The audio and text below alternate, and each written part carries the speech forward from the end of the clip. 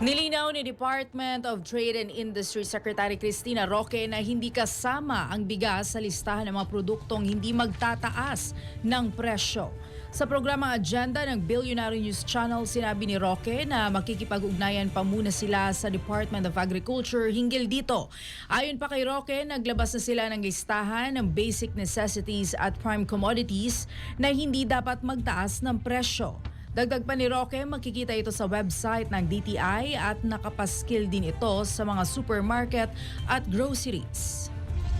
Actually, there's no price increase for basic necessities and prime commodities. Ito po yung listahan na minomonitor po ng DTI. In other words, not all the products po sa groceries ang minomonitor or kinokontrol ng DTI.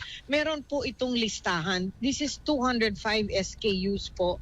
So if they want to know yung mga bilihin or mga produkto na wala pong price increase, meron po itong nakapaskil sa supermarkets and sa groceries po and sa social media and sa DTI website po, nakapaskil po ito. So for the basic necessities and prime commodities na kinokontrol po yung price ng DTI, there is no price increase until April 16 po.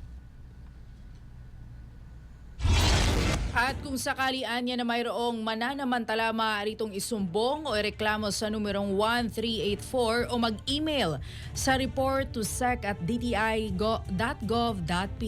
Kasabay nito ay pinayuhan ni Roque ang publiko na huwag magpanik dahil mayroong sapat na supply ng pagkain para sa mga Pilipino.